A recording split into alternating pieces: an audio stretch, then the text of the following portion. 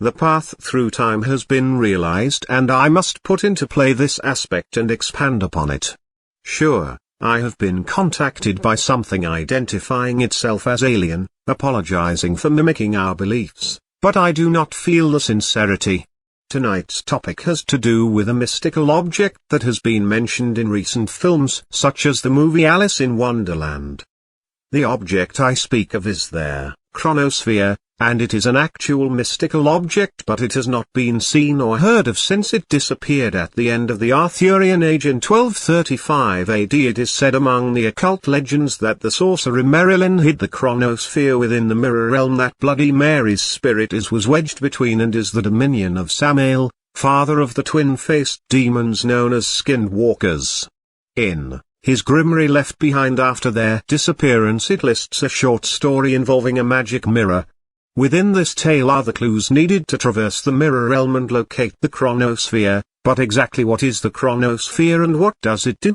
One era of time and history I do not usually go into has to do with the era and tales of pirates. There is a reason for that, and anyone who knows the old pirate tales I'm sure can guess why. In case you're not fluent in pirate tales, here is one about Blackbeard, the chronosphere, its guardian, and this tale coincides with my own encounters with this figure, who is the ghost of Merlin, or Kronos, the guardian of time, or simply Father Time. The rain lashed upon the boat's worn and ragged sails like waves upon a cliff. The storm tossed the boat side to side, and the lightning which struck inches from the masts threatened to send the boat to the bottom of the sea. In the rain the skull and crossbones upon the flags was barely visible, but the crew knew it was there. Despite the raging hurricane around them, the pirates worked on their decks, tying the sails and the masts, feigning lookout and attempting to navigate. The only two among them that were not frantic were their captain and his co-captain. "We've been searching the Caribbean for months now, sir," the co-captain shouted through the pounding storm. He held his hat firmly against his head as the wind ripped across the boat, kissing the rain on his neck. It trickled across his face, tickling the tiny hairs on his cheeks and chin. "The storms have only gotten worse, Captain Blackbeard. The sea knows we are close and she is trying desperately to stop us." The captain responded from under his massive hat, which was so large and saturated with water that the wind had no power to move it. His thick black beard gave him an eerie look. Some say he was the devil himself, others say they were good friends, and that is why Blackbeard had such good luck at bringing bad omens upon people he disliked. "We don't even have a heading. How can we be getting closer when we are going around in circles?" the co-captain yelled. Blackbeard shouted again, moving closer. With the wind threatening to blow him overboard, he kept his muscular body low and his weight concentrated. "The legend says that the island moves to hide its treasure. We know we are close. This storm is unnatural," Blackbeard said with a grin.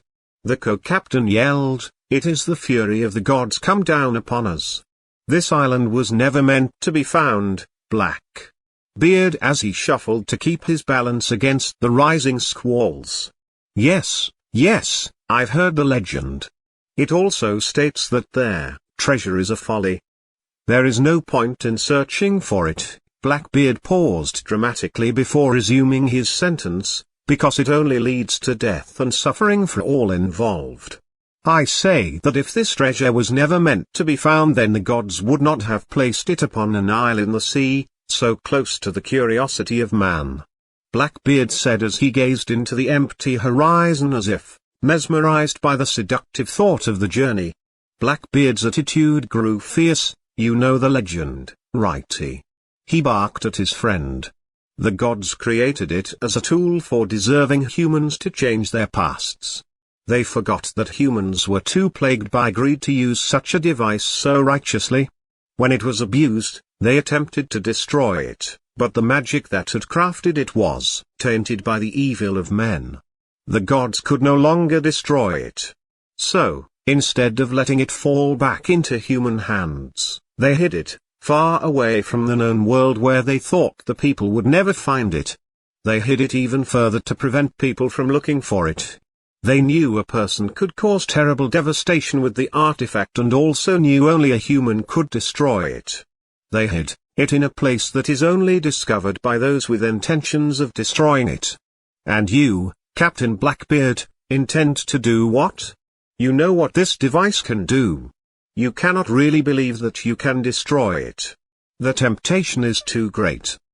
The most pious of monks would not be able to resist its drawing force. You cannot expect to.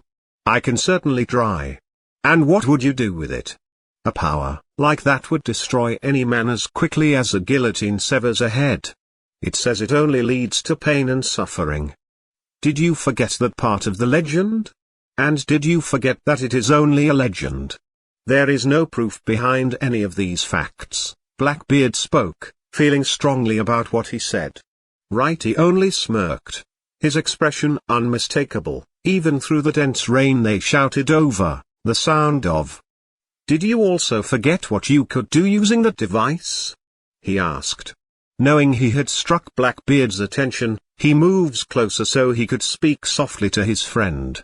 Leaning in close to his ear, he whispered, "You did love your Linda very much. Imagine seeing her again. Wouldn't you love that? Spend every day with her. You would be undeniably happy. And the world wouldn't fall beneath your feet. Just think of that." That was when the rain suddenly stopped. The clouds immediately parted, revealing the starry night sky. The silhouette of a large, towering thing could be seen in front of the boat. The pirates stared up in awe as the top of the moon started to peek out from behind it. As it rose, the black mass was slowly illuminated. The boat lurched to a sudden halt. There, pirates were thrown onto the deck, face first. They looked up at the now glowing object they had landed on. It was an island.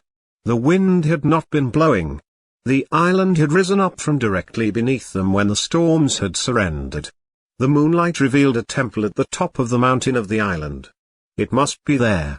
A Greek temple atop a magical mountain. Our search is ended. There, world is ours. Righty stood up and moved to leave the boat. Blackbeard was already on his feet and his rapier was quickly drawn across Righty's chest. Righty flashed his smirk again, asking, "What exactly is it you are doing?" "You're staying here," Blackbeard demanded. "Oh, you are mistaken," Righty laughed. He drew his rapier and pushed Blackbeard's away from his chest. "Do you really want to cross blades with me, boy?" "No," Blackbeard said, sheathing his weapon. He looked at Righty and smirked. "Let it be a race then. First to the top wins." Black bolted from the boat and vaulted over the side of the deck. He landed in the soft sand beneath them and ran toward the mountain blanketed in forest. He knew he could reach the artifact before Righty could, and, if the legend was right, only the one with the good intentions could handle it. The pirates fired their pistols at him angrily, but none of them could hit their mark. The sands around Blackbeard erupted with the gunfire as Blackbeard sprinted away from the boat.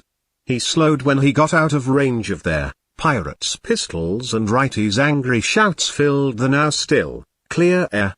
Blackbeard ran into the dark forest. Soon it became so dark that he could only feel the trees pushing against his body. He only knew if he was even headed in the right direction by his occasional views of the sky. The moon was rising over the summit. He ran for a while before falling into a clearing, face first. He lifted his head and looked around. It seemed like there was light there, but everything was black. The outline of trees could be seen not too far away. The ground did not feel like anything. "Welcome, traveler," a deep, male voice said over him. Blackbeard looked up. A man stood over him wearing a Greek battle harness which barely covered him. Blackbeard could see him clearly, as if a light was coming from the pitch-black ground. "Who are you?" Blackbeard asked as he stood up. "I am the spirit of Heracles. I am here to lead you through the trials of the treasure of time," the man said. He certainly looked like he could be Heracles. His body was covered in nothing but massive muscles. Everything but his face seemed powerful and monstrous. His face, however, seemed caring, nurturing, almost childlike. Trials? Blackbeard asked. There are 3 trials.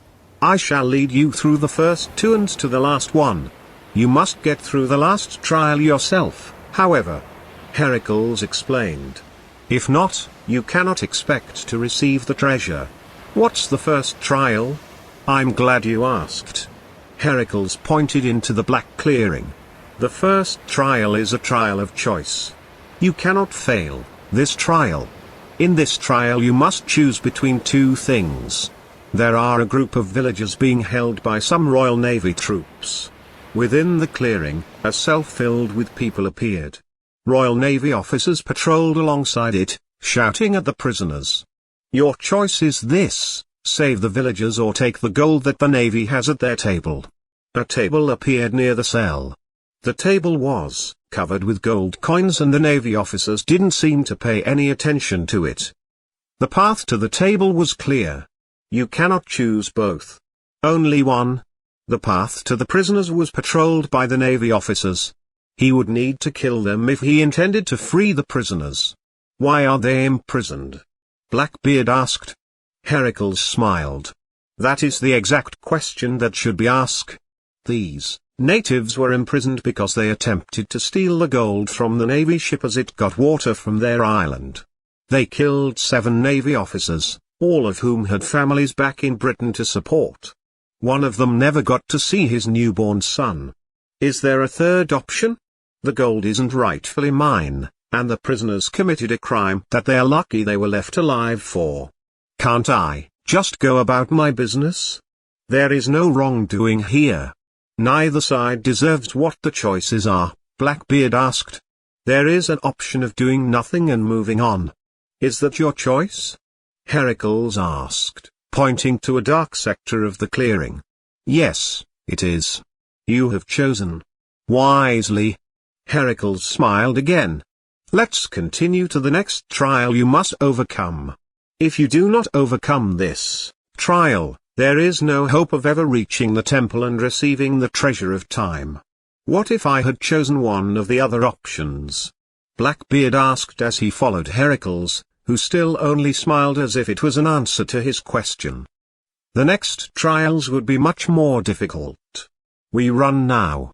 Heracles bolted off into the forest. Blackbeard followed immediately after. The spirit of Heracles was glowing and lighting the way, so Blackbeard was able to follow him. He ran behind him all the way up the mountain until they reached a massive gorge. The temple was on the opposite side. The second trial. You must find a way to cross the gorge. Heracles then sat up on the ground and waited. That's it? No other information? Blackbeard asked. Heracles did not respond. He stared at the dirt, and tossed some rocks around, acting as though oblivious to Blackbeard's question. Blackbeard looked at the gorge before him. It was certainly too far to jump across. The trees weren't far enough over to jump from either. He walked along the gorge, examining everything he could. It thinned out slightly as he moved along it, but the trees no longer hung over it at all. He wished he had brought some explosives from the boat. Having trouble?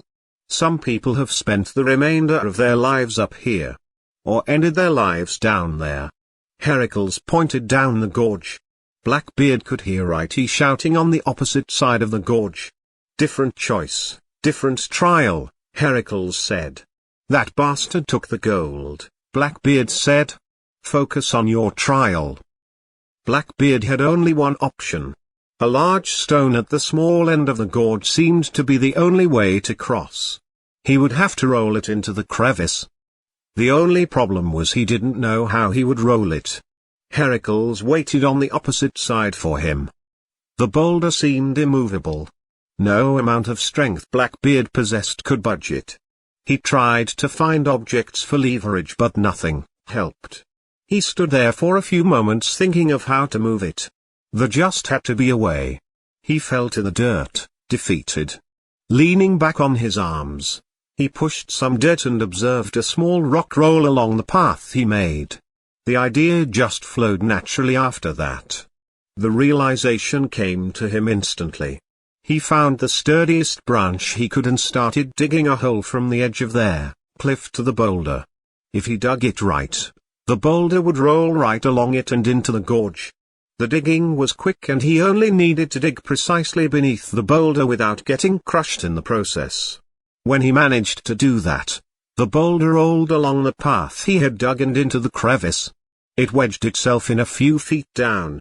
It was enough for him to walk across and climb back up on the other side. Blackbeard carefully crossed the boulder and met up with Heracles. Heracles did not seem to notice him at first and was startled when he destroyed the little sandcastle he was making. "I didn't expect you to do it so soon," he said, seeming slightly flustered. "We part ways here. Your next trial is inside the temple. Good luck." "It was a pleasure." Heracles flashed one last smile before he vanished. Blackbeard was alone before the temple. He entered cautiously. Inside was a circular room with only one door.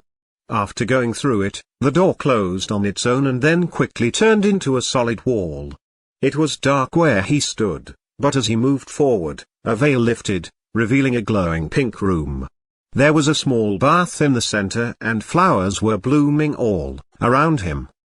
The air was heavy with the flowers' scents and with the warmth of the bath. Blackbeard felt incredibly comfortable. Then he saw her. She had to be the most beautiful woman he had ever laid eyes on. She was sitting in the bath, but stood when she saw him. He was awestruck. He could see thin beads of water flowing down her naked body, emphasizing every curve and every muscle. When she moved, he could see her muscles flex and move under her skin. She was mesmerizing. "And who might you be?" she asked. Her voice was even more seductive than her body. Every carnal sense was overloaded with desire. "I was about to ask you the same thing," Blackbeard said, his eyes ever wandering. She had the exact look of his dream woman.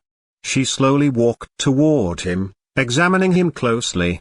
"I am Aphrodite, the goddess of love and sexual feelings," she said, her voice caressing Blackbeard's every nerve. She moved her hand past his face slowly. He could feel the erotic desires rising in him. He had heard stories of the love goddess' ability to please whatever she touched. He realized what his trial was. "You're my trial," Blackbeard said as she slowly moved closer. He retreated as she encroached on him and collapsed into a chair behind him which, he swore had not been there earlier. "Yes. I like to think of myself as the best choice of the trials. If you choose wisely in the first trial, I'm like a gift. It would just be unfortunate if there were another person trying to get the stone at this very same moment." She smirked at Blackbeard's disappointment. "There is another person trying to get to it, isn't there? So you need to pick between getting the stone and getting me? That certainly is a trial." Blackbeard was so angry with the gods.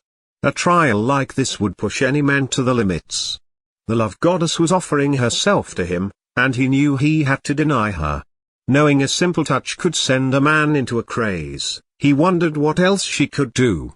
He pushed the thoughts out of his mind. If he stayed, then Righty would get his prize.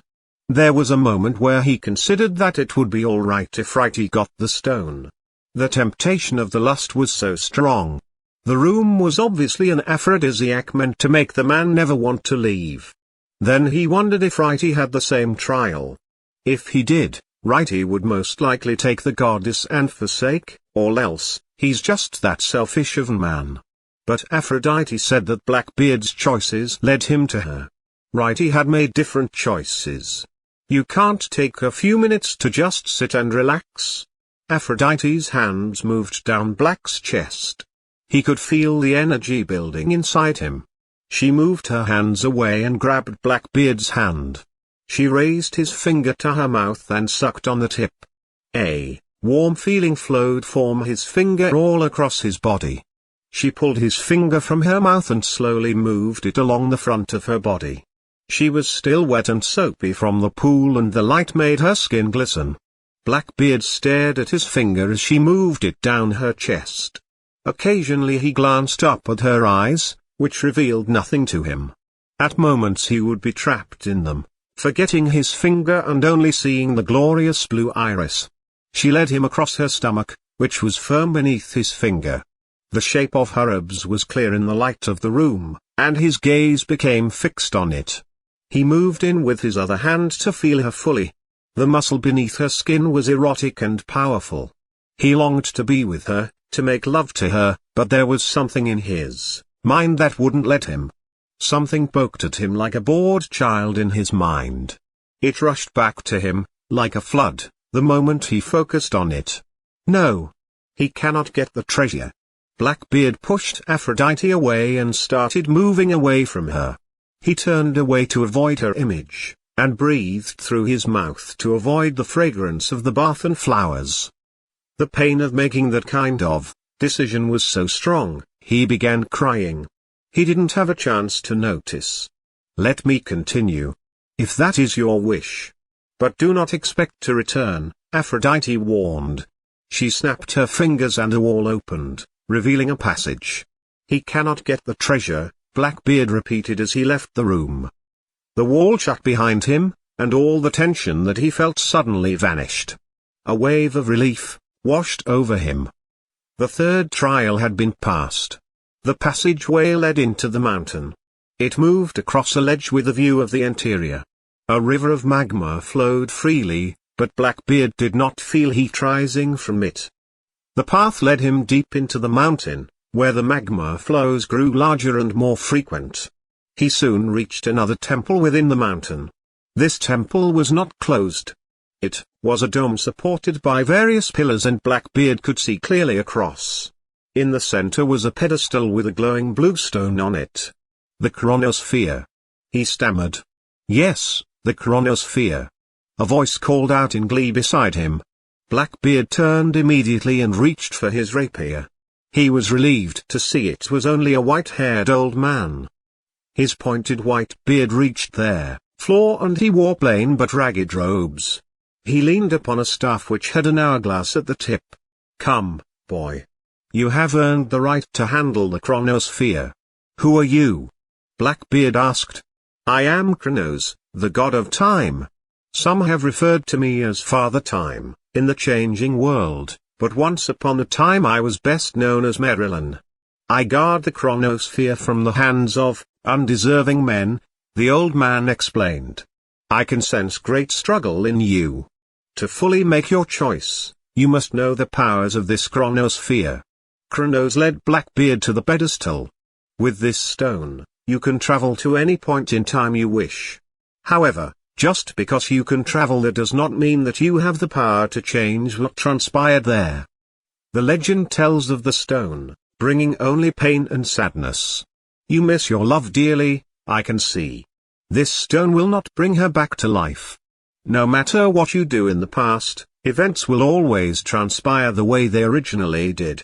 You being there was something that was already taken into account when the event transpired. Nothing you do can change that. Your actions will only lead to the inevitable event that transpired. Suddenly, 2 gunshots rang out. Blackbeard felt the bullets strike his back. He fell to the ground, his face upward. He could hear someone moving closer. Right, he had passed his 3 trials as well. A bag of gold dropped next to Blackbeard. The chronosphere, right, he said, in awe. He moved to grab the blue orb. Destroy it. Black shouted through his pain. But it was futile. Righty, and the stone had vanished the moment after he grabbed it. Do not worry. He did not earn the treasure. Wait for it, Kronos said. Righty reappeared instantly, his body damaged badly. He did not hear my speech. The stone has brought him only sadness and suffering. His attempts to take over the old world proved useless. He will die here. So I lay to rest the enemy of the old kingdom, he who was the enemy to every kingdom upon the earth. Kronos stepped over Blackbeard and kneeled down next to Righty. He searched his person and removed the chronosphere. How? Right, he managed to ask through his spouts of blood and stutters. You cannot change the past or the future. Time will always lead to the same conclusion, Kronos said. So it is written, so too must it be done. How can you know that? Right, he asked. Because I am the god of time. And your time, Kronos looked at the hourglass in his staff, is now up. The sand in the hourglass was moments from running out.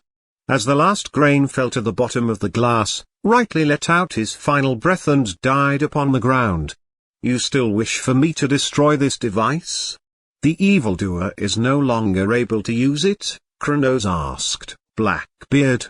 Destroy it. No one shall be tempted by it, ever again, Blackbeard said, moaning from his pain. He knew that death was coming for him. If that is your wish, you must do it yourself. Only a human hand can destroy the treasure of time, Kronos said, offering his hand to Blackbeard. Blackbeard was able to lift himself from the ground, but he immediately fell upon the pedestal. On it were a hammer and chisel. Strike it with the chisel, Kronos commanded. Blackbeard did what he was told.